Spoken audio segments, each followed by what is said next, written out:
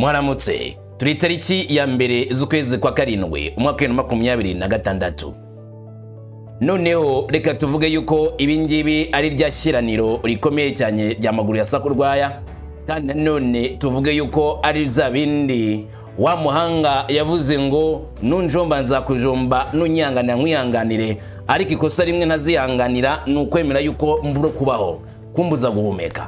Israeli ndetse n'ibiguzi mu nasazo rwagati byose bikomeje kubona ko Iran n'abambari bayo bakomeje guhagarara bwuma, bavuga ko badagomba kwemera neza ko Israeli ikomeza kwigira kibamba mu karere, bati oringate mu byanga cyangwa se mu byemere. Nimba Israeli ishatse gukomeza gukora amakosa yo gushaka kwigarurira ubutaka bw'abandi, we have to defeat them. Tugomba kubarimbura, tugomba guhangana nabo mpaka agace kacu aka karere kagatekana. Nizo urugamba rumaze imisi na n'uyu munsi rakomeje hagati ya Israeli na Hezbollah yo muri Liban. Urugamba noneho rwongeye kuba rubi cyane, bati twinjiriwe mu ibanga, indege zacu bazatatse hijacked. Indege za Israel ndavuga ko zatatswe n'abahanga bakorana na Irani, ariko no kumirongo imbere ku rugamba ise kabitorohewe, ari guhura n'ibyago biremereye cyane, itakaza abasirikari, itakaza ibikoresho. Ndakubwira ivyo bikorwa byabaye kuri Israel ndetse n'uburyo Israel bivuga. Si byo nyine turagarukaho, ahubwo turagaruka no kuri ibingibi. Intambara irasubukurwa vuba cyane. Iran ishyize mirongo ntarengwa kuri Leta Zunze Ubumwe za Amerika. Ghalibaf avuze ikosa Leta Zunze Ubumwe za Amerika zakora, maze intambara ikongera kubura ku buryo bw'imbaraga, kandi Iran nta gahunda ifite yo kongera guceceka, ahubwo ni kurwana mpaka. Abategetsi bo muri Iran bamaze iminsi bateguza Leta Zunze Ubumwe za Amerika yuko nubwo ari mu biganiro muri Switzerland cyangwa se mu Busuwisi, nubwo ari kuganira uburyo bwo guhagarika imirwano ndetse tukajya ku mahoro arambye, urutoki rwabo rukiri ku mbarutso isaha ku isaha, bitewe kuri igikorwa cyo guhangana cyangwa se kugaragaza neza ko abaperesi batakigera na rimwe bacika intege. Ikiriho cyo niba Leta Zunze Ubumwe za Amerika irenze ku mirongo ntarengwa yishyizweho na Iran, mwitegeye irindi tekurwa ndetse n'iririmburwa mu burasirazuba bwo hagati, bishobora kujya no mu muhora wa Hormuz, maze na ya peteroli nkeya tugeragaho igahita ibura burundu. Uti gute? Ndaje ngo mbikubwire. Sibyo byonyine turagarukaho, urabizi neza ko intambara y'Uburusiya na Ukraine ubu ni ikintu cy'ingenzi kiri kurebwaho cyane nyuma yuko yongeye kuzana umurego. Russia imanuye ibirimbura byinshi, indege z'intambara z'Uburusiya zimanuye ibisasu bikomeye bya bombe FAB bikubise neza ku nyubako zakoreragamo leta ya Ukraine, abanyasirikare ba Ukraine ku ntungo imbere ku rugamba, ndetse nabo babikaga ibikoresho. Uburusiya bugize gutya burarimbura nta mbabazi. Ibitero byabanjirijwe n'igikorwa cy'ubutasi cyo gutata ingabo za Ukraine aho zerekezaga hirya no hino, maze Abarusiya bamaze kumenya neza cyane intambuko z'izi ngabo za Ukraine, bamaze kumenya uburyo abanya-Ukraine abanyarukiya bakora mu tuntu twabo. Uburusiya butegura indege za rutura ngo zije zirangize ingabo za Ukraine ku mirongo y'imbere, bahagarika abanyarukiya ku mirongo y'imbere ku rugamba.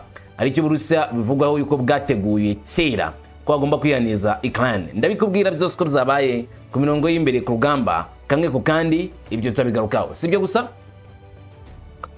ahubwo hari amakuru yongeye kuvugwa yuko ahari station nini cyane, imwe muri station zigezweho mu gihugu cya Ukraine, station ikorana na satellite. Iyi station yajugabwaho igitero n'ingabo z'Uburusiya, barayirimbura, barayisenya, barayijegeza ku buryo budasanzwe. Amakuru, amashusho, amafoto yatangwaga n'izi ngabo za Ukraine, yabonekwaga n'izi ngabo za Ukraine biturutse kuri satellite, abatakiboneka, ndetse bigaragara neza cyane ko isaboneka ihangana ritoroshye hagati y'impande zombi, aho guhangana zongeye kuzana umurego mu buryo bukomeye. Ibi turaza kurebera hamwe icyo Uburusiya buvuga kuri ino bikorwa za Ukraine ndetse n'icyo Ukraine ivuga. Ni mu gihe ubusabe Ukraine yari yatanze, Uburusiya bwabwanze. Ubusabe bwasabaga Uburusiya kureka kurasa mu ntera ndende. Abarusiya bavuga ko nta kintu na kimwe cyabagarika kureka kurasa mu ntera ndende, kuko Ukraine yanze kwemera icyo ubusabe bw'Uburusiya buvuga, kureka agace ka Donbass kagenzurwa n'Uburusiya, maze ubundi akabona kuganira. Nimba Ukraine itazemera rero na Lviv bazajya barazayo Kriviri hafi kwa Volodymyr Zelenskyy havuka, aho hose Russia izajya iharasa nta guhagarika. Reka ngo ikaze ngo byose tubigiyemo kamwe ku kandi kuri kuvugwa uko bizakabaye, uko mu mirongo imbere ku rugamba byifashe. Jewe ndumungu wa Kamanzi w'Uruwande ngo ikaze ngo tujyane ku musozo turebera hamwe ibiri kuvugwa uko bizakabaye. Ikaze kuri mwese.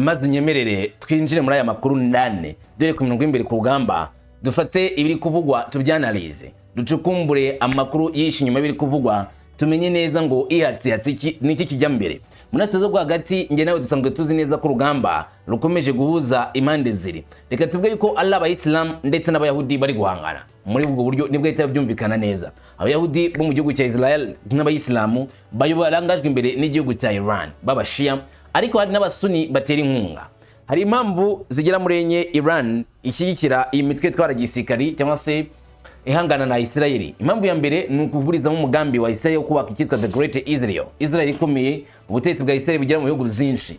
Impamvu ya kabiri ni uko Israel yishaka kugenzura cyangwa se gushyira amategeko agomba kugenderwaho na mu bihugu by'Uburasirazuba bwo hagati ariko ibihugu bikavuga yuko bidagomba kuzemera. Igihugu cya Iran kikavuga ko kidashobora kwemera kugendera ku bakafiri abayahudi ngo bategeka abayisilamu ntabwo bizakunda. Hanyuma indi mpamvu nyamukuru nuko Israeli nayo ivuga yuko aba ari abanzi bayo bashaka kwikorera indi genocide ubwo ibyo rigakora ibishoboka byose kugira ngo ihangane nabo yinjira no mu bihugu zabo Gaza, Lebanon ndetse na Syria, Iraq bajya guhanganamo n'abayisilamu bari muri izo bice. None byagenze ute kuri uyu munsi tariki ya mbere z'ukwezi kwa karindwi umwaka wa 2026 haravugwa iki?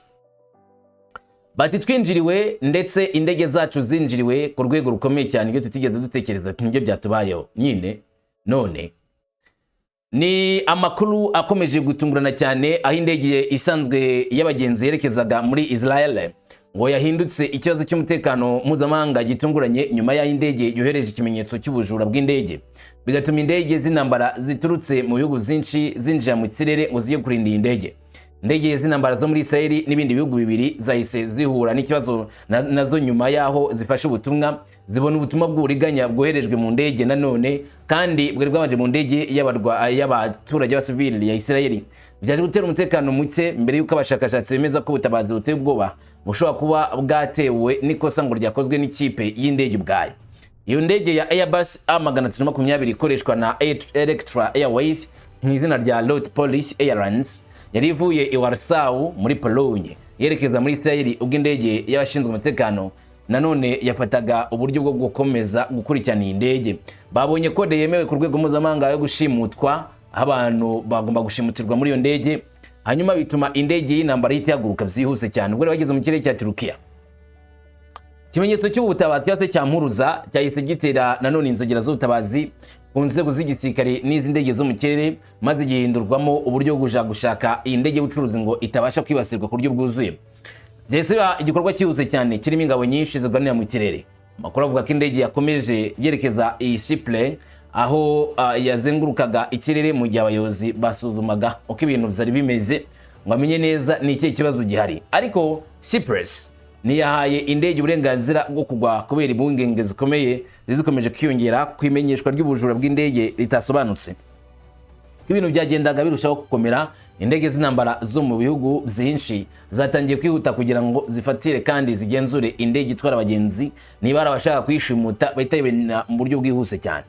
Amakuru avuga ko indege yo mu bwoko bwa MiG-29 yo mu bwoko bwa Bulgaria ariyo ya mbere yafashe ikirere yerekeza kuri iyi ndege ijyana mu kirere cya Bulgaria neza mbere yo guha inshingano indege ebyiri z'intambara zo mu bwoko bwa F-16 zo muri Turukiya nyuma nanone yuko nazo zizagurutse ngo zo gusuzuma iyi ndege. Cyari igikorwa gihambaye muri iyi ndege rata ya gisivile Airbus 320 bivuga ko ngo harimo abahanga bakorana na Leta Zunze za Amerika kimwe na Israel mu bijyanye no gutegura ibitero bya gisirikari ari nabyo bishoka cyane ko byatumenye iyi ndege yibasirwa n'utari wamenyekana. Uketa ntabwo nzi nimba ari we wanyawe ariko nayo nge nabikeka.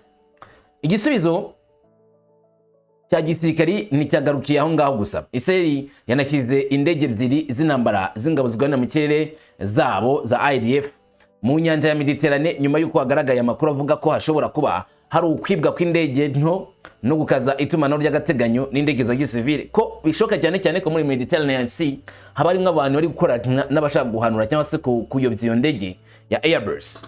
Nyuma igisirikari cya Israel cyemeje ko indege z'intambara zizashegeshwe nyuma yo kubona amakuru avuga ko zabuzaho zihurira n'iyi ndege ya Airbus. Igisirikari cya Israel cyahise gitangaza ko itumanaho ryasubijwe ku murongo kandi gishimangira ko nta kimenyetso cy'uko umutekano ukomeje kuba mubi cyangwa se kari impanuka iteye ubwoba yashobora kubaho.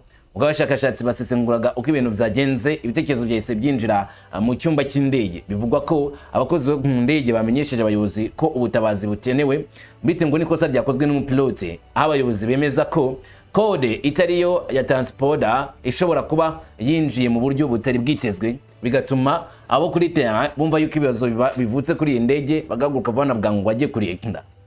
Hari ibintu dushanje na gutekereza kugira ngo twumve neza icyabaye. Indege ya gisivile itwaye abantu badafite aho n'inzego z'umutekano, inzego z'ibihugu. Giye kuzenda nabwo ni inshingano z'ibihugu kurinda izo ndege. Ariko se byaciye kuba ibihugu birenze kimwe bene kare akageni, Bulgaria, Turukiya, Israeli ndetse n'ibindi bihugu ku butaka bitegereje neza ko byatanga umusada bibaye ngombwa. Biragoye. Gusa ariko ibinyi bigaragaza neza cyane ko n'ubundi ngo bari tayari kwita cyane cyane kubazo by'umutekano muke.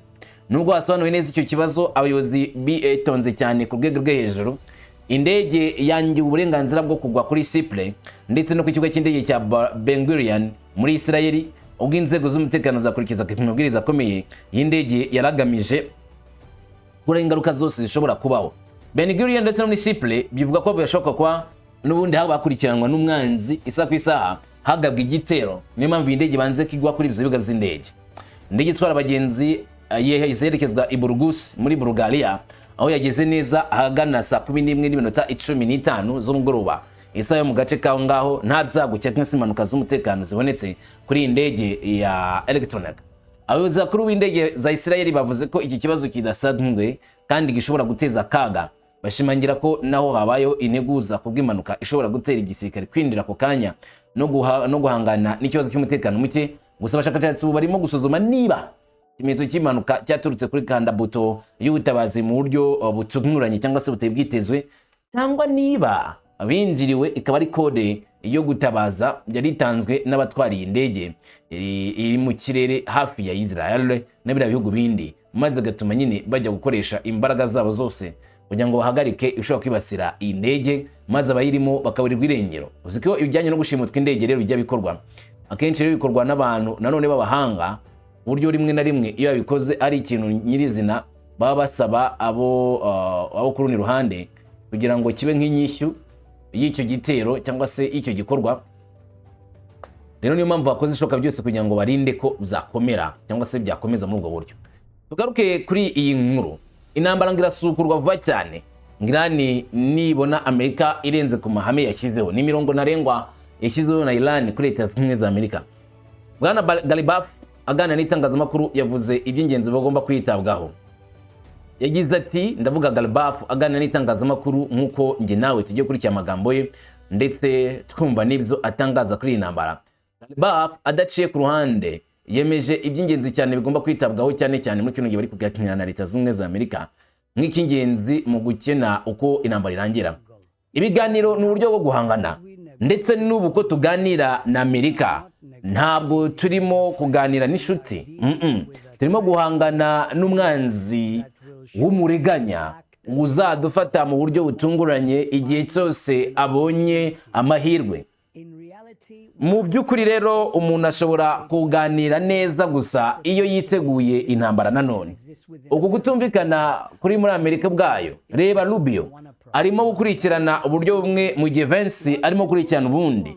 Niki Rubio yakoze kuwa kane ku nkengero z'ikigobe cya Perse muri Bahrain, byose byari binyuranije n'ibyakozwe n'amasezerano, kandi ibihugu byo mu kigobe cya Perse byongeye kubitera kumva ko no kubishishikariza kurwana n'ikibi niba bibaye ngombwa.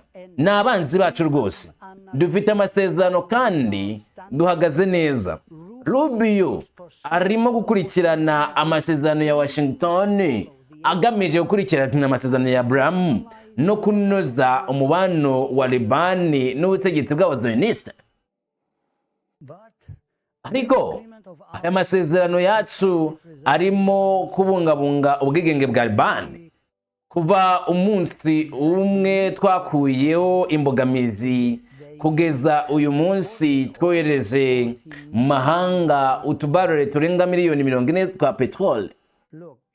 Reba, urabona ibi bitandukanye n'iminsi mike, ndavuga wenda iminsi itarenze 10 cyangwa 12 kuva ibi bibaye. ariko reba mu myaka hafi 50 ishize cyangwa se iminsi 50 ishize, iminsi 40 ishize, nta na kimwe mu byo twohereje mu mahanga kigeze kibaho nk'iki. Twahoraga tugira uruhare muri iki kiganiro mu bibazo zo kuba twashobora kubikora. Aho bikenewe turarwana kandi aho bishoboka gukurikirana iyi nyandiko binyuze mu biganiro tuzayikurikirana. Mumenye ibi ko nk'uko umurongo wacu tukura wo kuri Libani uri ko nta burenganzira bwo kwigarurira igihugu bugomba kubaho, nk'ingene ko Amerika atabikoze, ubuyobozi bwacu n'ubusugire bwacu ku murahoro muzi. Nanone nta gushidikanya tuzabungabunga umutekano waho mu buryo bwiza bushoboka. Muri kino gihe cy'iminsi 60 tuzaba tugihari, tuzagenzura serivisi, kumvikanye na Oman imirimo yose ijyanye n'amategeko n'imirimo ijyanye na serivisi iminsi 30. Tuzakora izi nzego za serivisi mu gihe ibiganiro bikomeje, ariko tuganira na Oman byiza. Ntidushaka kwemera ko inyandiko y'amasezerano yafunguye ibitekerezo bishya, ntidushaka kwemera ko inzitizi zakuweho. Yemwe iyi Repubulika ya Irani irishimira, tugira ishema no guhagarara neza. Reka dukore igitutu cy'ubukungu ku baturage, twakoranye icyubahiro ku Mana yanjye rwose. Iyi ni inyandiko y'uko Amerika yatsinzwe, ko twiyemeje gukurikiza iyo nyandiko. Bivuze iki? Bivuze ko turi mu biganiro, kandi niba badashaka gushyira mu bikorwa ibyo biganiro, turitegura intambara kandi tuzagira icyo dukora, kandi tuzayikomeza uko bikwiriye. Iki kibazo kiratandukanye muri Libani. Kuki bitandukanye muri Libani? Kuko muri Libani ubutegetsi bw'abazioniste mu buryo bumwe ubwo aribwo bwose bwa gisirikare bigaruriye agace k'iki gihugu cy'amajyepfo, agace k'amajyepfo k'iki gihugu. Bagize amakimbirane muri ka karere. Birumvikana ko mwabibonye kuva amasezerano yasinywa, akazi ntago kararangira. Ibi byaragarutse cyane ariko ibikorwa zabo mu bijyanye n'ibiganiro bya diplomasi. Mu zukuri turimo gukurikirana ibiganiro kugira ngo dushyire mu bikorwa ibyo bintu bitanu bigomba guhita bishyirwa mu bikorwa ako kanya, kugira ngo aya mahame yo gushyirwa mu bikorwa agende neza. Rero mu gihe cyashyizweho muri aya masezerano, kugira ngo tubashe kwemeza kwishyirwa mu bikorwa rizarangira igihe nyacyo. Ubu amasaha 48 ashize i Washington, nyuma y'ibiganiro 4 cyangwa se 5 hagati ya Libani ndetse n'ubutegetsi bw'abazioniste, baganiriye aho ngaho, banageze ku murongo n'umwanzuro aho ngaho rwose. Abaturage ba Libani ntibemera uwo mwanzuro, binyuranije n'itegeko nshinga rya Libani. Mu buryo bumwe, Isirayeli irimo gusubira muri Libani ku mugaragaro, kandi ingabo za Libani zirimo gushyirwa mu bikorwa n'ubutegetsi bw'abazioniste kugira ngo zicunge umutekano w'ubutegetsi bw'abazioniste. Ibyo bintu yatangaje. Ghalibaf avuga yuko muri Libani mu gihe yifuzaga yuko amahoro umutekano byahagera, Israel ikavana ingabo zabo muri Libani, ngo ari gukoresha uburiganya, bagafata leta ya Libani bakaganiriza n'iya Israel bakabahuza, birengagije Hezbollah, ngo Hezbollah bayisenyere rwagati. Iti olingate mujyange cyangwa se mu byemere Hezbollah ni bane ngombwa tuzakora kudeta i Beirut kugira ngo duhangane n'ubutegetsi bw'abazioniste, kuko ibingi bigaragaza neza ko binyuranyije n'itegeko nshinga. Irani mwumvisha wandi hagazeho, nyamara umunyotora cyahari. Ntabwo intambara hari muri karere twavuga ko igiye gukemuka bizako kanya, mu gihe abumvikana batumvikana neza, ndetse igikorwa kimwe kibonamo ikindi, ushobora kuzana ibyago biremereye cyangwa se umuriro wundi ukongera ukaka mu buryo butunguranye cyane. Nganyemerera tujye kuri iki nyiki. Uburusiya ko bukomeje gukorana n'ibikorwa bidasanzwe mu majyaruguru y'isi. Kisi babayera. Isi rababaye. Irimbuka ridasanzwe ryafashwe no kuri kamera ryageze indani muri Ukraine. Byagenze gute? Nkuko amakuru abitangaza, Uburusiya bwagavye ikindi gitero gikomeye cyane kuri Ukraine. Ibisasu bya glide byashenyeza Peruzia, bihitana abaturage kandi bihindura amatongo, amazu. Nubwo Moscow yavugaga ko ibitero zakozwe neza byangije ibintu bya gisirikare bya Ukraine ku mirongo myinshi y'urugamba, mirongo y'imbere, kuruta gusenya ingo z'abaturage nk'uko bivugwa na Ukraine. Ibitero by'ibisasu bya glide bombs by'Uburusiya byongeye kwibasira Ukraine, aho umujyi wa Zaporozhye aho mu majyepfo y'Iburasirazuba urimo kwibasirwa n'ibisasu biheruka kandi byicangwa abantu benshi. Guverineri w'akarere Ivan Fedorov yavuze ko ibisasu 7 byatewe n'imbunda mu gihe cy'iminota igera kuri 90 yonyine bitana nibura abantu 2 binakomeretsa abandi 15 ubwo imidugudu yari imaze gusenyuka burundu bayigize uburimiro. Amashusho atangaje yahuze abereye yagaragaje abakozi b'ubutabazi bihuta mu mihanda yangiritse batwara bakomeretse bava mu nyubako zasenyutse mu gihe abatabazi bashakishaga nanone abarokotse bari mu birundo by'ibisigazwa by'izo nyubako. Umuntu umwe wagezweho n'icyo gitero yarafungiranyije mu bisigazwa by'inyubako byaguye ku bukana yabonetse ntacyo yabaye gikomeye cyane maze avanwaho ivumbi ngo amujyane aho agomba kwitabwaho. Yagize ati ikindi nicyo mvuga barimo banyura mu mirenge myinshi y'imituriro barahaga ibitero biteye agahinda ubuzima bwose buri mu kaga. Hanyuma murabona ko ibibazo bihari twari twicaye mu nzu none se bavuga mwamvise iki nta kintu na kimwe cyasigaye rwose ahubwo n'umugisha kuba dufite kuba tukiriho. Nubwo amakuru abivuga gutyo Ukraine itangaza ko abaturage baguye mu ntambara ari benshi. Mise y'Uburusiya yavuze ko ibitero byabo byari bigamije kwibasira abasirikari. Moscow yavuze ko ibisasu by'intambara bya Su-34 byateye ibisasu bikomeye bya FAB 3000 na FAB 5000 bifite modules zo gukosora no kuzunguruka. Bivuga ko byashenye agace k'agateganyo kari gashinzwe ishami rya 35 rya gisirikare muri Ukraine ari naho babyibasiriye cyane hafi ya Orkhov mu karere ka Zaporozhye n'indiri y'ishami rya 13 rishinzwe ibikorwa hafi ya Krasnopolia muri karere ka Sami. Gusa Urusiya igisirikare cy'Uburusiya cyatangaje kandi ibitero by'indege nshya mu karere ka Kharkiv muri Ukraine kivuga ko indege z'ingabo zirwanira mu kirere zasekuye ibisasu 5 za OFIB 570 z'indege bifite modules za grid ziyowe mu gice cy'agateganyo gikorerwamo n'ingabo za Ukraine ya brigade ya 20 itandukanye ishinzwe kurinda akarere niyo yarashwe ibrigade ya 20 ya Ukraine muri icyo cyerekezo. Moscow yakomeje ivuga ko ibikorwa zayo byo kurwanya indege za pilote mu gihugu hose byakomeje kwiyongera mu bice bitandukanye bikoreramwo imirwano. Minisiteri y'ingabo y'Uburusiya ibivuga ko amashami y'indege za pilote ya FPV zo mu itsinda za Sever nazo zatunga ingabo za Ukraine mu birindiro banasenya ibikoresho by'itumanaho mu karere ka Kharkiv mu gihe abakoreshaga indege za pilote bo mu itsinda rya Vostok nabo bibasiriye abakozi ba Ukraine mu karere ka Zaporozhye.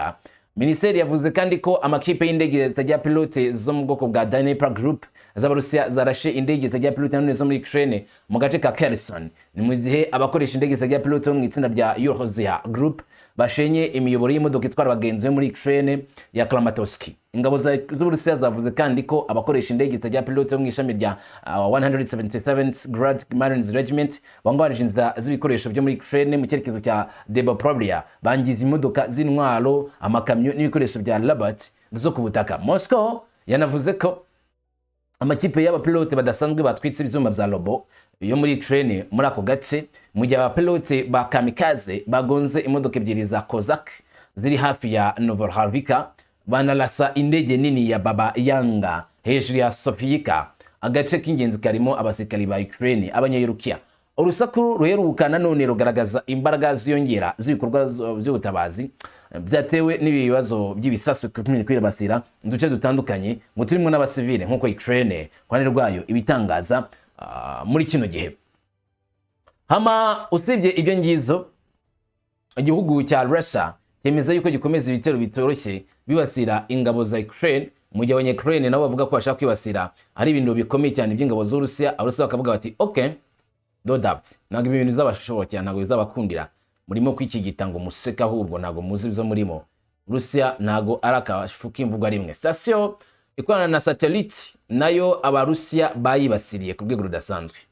Intambara ikomeye hagati y'abarusiya yinjiye mu cyiciro cy'akaga cyane aho buri ruhande rwibasiriye intego za gisirikare n'izitari za gisirikare. Ibi Perezida w'Uburusiya Volodymyr Putin yastanze amasezerano yose kuri guverinoma ya Zelenskyy Kiev anasezeranya gukomeza gutera imbere ku Burusiya mu gihugu cya Ukraine kamasezerano nta kintu avuze. Ariko Kiev nayo ntabwo isubira inyuma. Ukraine yongeye imbaraga zayo zo mu kirere ku ndege za Patreva. Uburusiya bitera ubwoba bw'uko Uburusiya bushobora kwihorera cyane kurushaho. Mu iterambere riheruka igisirikare cya Ukraine gishyigikiwe n'ibiguzi y'uburengerazuba cyongeye kwibasira ikigo cy'itumanaho cyo mu kirere cya Dudbina mu Burusiya mu ntara ya Moscow ku 30 Kamena. Perezida wa Ukraine Volodymyr Zelenskyy yavuze ko Kiev irimo gushyira mu bikorwa ibihano zayo bya kure bajya guhana Uburusiya. Mutumwa burebure kuri X, Zelenskyy yagize ati uyu munsi ibihano byacu birasa ku ntera ndende byafatiwe Uburusiya kubera iyi ntambara byongeye kugera ku kigo cy'itumanaho cya Dubina mu karere ka Moscow.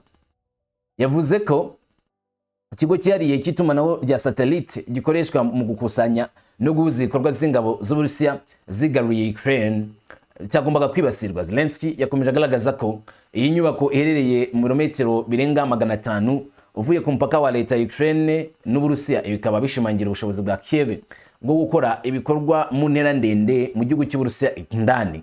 Perezida wa Ukraine yasoje agira ati turimo gushyira mu bikorwa gahunda yacu ndende kandi turushaho kugorana mu bikorwa by'igihugu cy'abagizi ba nabi mu bikorwa byacyo byo kugaba ibitero kuri Ukraine no kwigarura uturere twacu. Harimo gutegura ibikorwa bikwiriye ku bindi bikoresho by'umwanzi nk'ibyo ngibyo mubona, niko Zelenskyy yavuze. Ariko se nicyo wamenya kuri Dubina? Ikigo cy'itumanaho cya Dubina Satellite cyangwa se SCC ni ishami rya sosiyete y'itumanaho rya satellite mu Burusiya RSCC ikora kuva mu 1980 kandi ni station nini cyane yo ku butaka y'Uburusiya ihuza imiyoboro y'itumanaho yo ku butaka n'ibyogajuru biri mu kirere. Isukara ahantu y'ingenzi cyane. Yashinzwe bwa mbere na leta z'ubumwe z'Abasoviete mu 1980 n'ikigo cy'itumanaho cya Olympique Moscow, nyuma yaho yakoreshejwe mu kwakira itumanaho hagati ya Kremlin na Washington n'imirwa myinshi mikuru y'i Burayi. Muri iki gihe hanini iki kigo gicunga bikomeye cyane services za radio, televiziyo n'itumanaho ahantu henshi hatandukanye, ariko nta makuru aratangazwa ku buryo hari ibyangiritse byatewe n'ibi bikorwa by'intambara byakozwe na Ukraine. Iki ni igitero cya kabiri cyavuzwe ku kigo cy'itumanaho cya Dubina mu Burusiya. Mu ijoro ryo ku 21 kugeza ku 22 Kamena nabwo ingabo z'igihugu cya Ukraine zizavuze ko zagabye igitero ku nyubako nyinshi za gisirikare z'Uburusiya, harimo n'ikigo cy'itumanaho cya gisirikare cyo mu kirere cya Dubina hafi ya Moscow. Icyo gihe abasirikare bakuru ba Ukraine bavuze ko igitero cyangije bikomeye cyane antene y'itumanaho ya satellite ya metero 32 ya Mark AV, ni inyubako nyamukuru y'itumanaho rya gisirikare ry'Uburusiya, ubutasi n'ibikorwa bya satellite.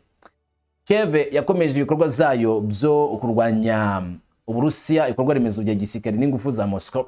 Ingabo za Ukraine nazo kandi zavuze ko zibasiriye mu buryo bukomeye cyane ikigo cy'itumanaho cya Dubina na Volodymyr mu cyumweru gishize yongeye kubivugaho avuga ko zabaye. Hagati aho mu ntangiriro z'itariki ya 30 Kamena abategetsi b'Uburusiya nabo bavuze ko igitero cyakozwe n'indege za Amategeko zo muri Ukraine mu ijoro ryose mu ntara ya Moscow cyahitanye umwana w'amezi 6 ndetse gikomeretsa abandi bantu babiri mu mujyi wa Yegorowski nk'uko abayobozi bo muri ako gace babivuga. Uyu mwana yishwe nyuma y'uko inzu ifashwe n'inkongi y'umuriro. Nyuma abayobozi bavuze ko ari impanuka ngo y'indege za pilote zabikoteye. Amashusho yavuye aho hantu yerekanye inzu yasenyutse igice kinini. Abaturage bo muri ako gace bavuze ko bumvise ibisasu n'ibikorwa byo kurinda ikirere biri turikira hejuru ya Yegorowski, umurwa mukuru w'Uburusiya Moscow nawo wari uri mu bitero. Meya Sergei Sobyanin yavuze ko ingabo z'Uburusiya zigwatinye mu kirere zafashe indege 31 za pilote zo muri Ukraine zegeraga umurwa mukuru Moscow. Ubwo yashyiraga ubutumwa kuri Telegram, Sobyanin yagize ati ikindi gitero kinini cy'indege za pilote z'umwanzi cyasubijwe inyuma. Uba saa 2 z'ijoro ingabo z'indege zashenye indege 31 zagera abapilote zageraga i Moscow. Ibyinshi muri ibyo bitero za drone rero bikaba byarakubiswe byararangije. Minisiteri y'ingabo y'Uburusiya yavuze ko ingabo zayo zo mu kirere zarashe indege 119 za pilote zizerekeza muri Ukraine no ku butaka mu gace ka Crimea no mu Burusiya no hakaba ararashwe. Hagati aho Zelenskyy akavuga ko imyigaragambyo yo muri Ukraine mu nganda zitunganya petroli z'Uburusiya yateje ibura rya essence mu bice bimwe na bimwe by'Uburusiya bigatuma habaho igabanywa ry'ibicuruzwa, imirongo miremire ku masitasiyo ya essence, ndetse ko kubuza ibicuruzwa biva mu mahanga. Putin ngashaka gukomeza kuvuga ku televiziyo ko ashaka kose ko ibintu biba bikomeye, atariko turimo guhana Uburusiya ku buryo butangaje. Uburusiya burimo kubona neza ko Ukraine ataragafuka imvugo rimwe, niko Volodymyr Zelenskyy atangaza, agaragaza neza ko Ukraine ikomeje kwihagararaho mu buryo bukomeye kandi ikomeje kurwanira ishema ryayo. Ati kandi abaminisitiri b'Uburusiya bivuga ko bashoboye bihagije, ariko Abarusiya ubwabo mu mirongo ya essence mu turere dutandukanye tw'Uburusiya bashobora kubona neza ko iyi ntambara y'iminsi 3 imaze imyaka irenga 5 rero ndetse ni leta ya petrole cyangwa se station ya essence nk'uko Uburusiya bwita ubu bahanganye n'ibura rya essence. Ibi ni ingaruka zitaziguye z'intambara, imwe mu ngaruka, imwe mu ngero z'uburyo Ukraine yakira gutanga igisubizo atari mu binyuze gusa mu bikorwa by'iterabwoba. Oya, turimo kugarura ukuri kw'intambara ku Burusiya bwabo, kandi turakomeza kwigarura ubutaka, barakomeza kwigarura ubutaka bwacu, bizabagora. Gahunda yacu yo gufatira ibihano za kure igihugu cya Russia turigo bishyira mu bikorwa ibihano mu rwego rwo hagati, nabyo birahari, ariko birahagije kuvuga ikintu kimwe gusa. Kuva intambara yose yatangira, ingabo z'Uburusiya zimaze gushyiraho igihe ntarengwa inshuro 15 cyo gufata akarere kacu ka Donetsk. Urusiya bwa politike y'Uburusiya ishobora gushishikarira cyane cyane gufata Donbass, maze kugira iki kinyoma inshuro 15 zose babivuga nkaho bari bafate rwose Donbass yose burundu. Mwaka 2022 hari itariki ntarengwa yo kurangiza ibyo bikorwa, bavuze itariki 31 Werurwe. Hanyuma ku itariki 9 Gicurasi, tariki ya mbere Kamena, tariki 15 Nzeri, tariki 31 z'Ukuboza, ibyo byose byagiye bivuga. Mwaka 2023 kuri twe twumvaga ko ari ibinyoma. Putin yashyizeho izindi tariki ebyiri ntarengwa zo gufata Donbass ngo itarenze ku ya mbere Werurwe z'uwo mwaka, hanyuma nanone birananirana bashyira tariki 31 Ukuboza, nabwo biranga. Umwaka wa 2024 nanone yashyize amatariki ntarengwa. Mwaka 2025 Abarusiya bageragezaga kumvisha Perezida Trump ko Ukraine yagombaga gufatwa. Hari hamaze ko amatariki 3 ntarengwa, amatariki yo gufata agace ka Donetsk. Ni ukuvuga tariki ya mbere Nzeri na tariki ya mbere Ukuboza, ndetse na tariki 25 Ukuboza. Kandi muri uyu mwaka nanone Abarusiya abongeye gusubika itariki, bashyira indi tariki yo gufata akarere ka Donetsk. Mbere na mbere barafite kugeza mu itariki 31 Werurwe uyu mwaka, hanyuma kugeza ku itariki ya mbere Nzeri, none ubu bashyizeho indi tariki 31 Ukuboza. Niba Uburusiya budahagaritse intambara yabwo, bugomba kongera kwimura iyi tariki ntarengwa, kuko rwose ntabazabigeraho. Ni Zelenskyy avuga neza ko Uburusiya bwananiwe kujya ku ntego bwari bwarihaye, icyo arimo gukora gusa ari gusaza imigeri. Nanjye ni kiminsi n'ibiratse byinshi, tuzamenya byinshi nanone.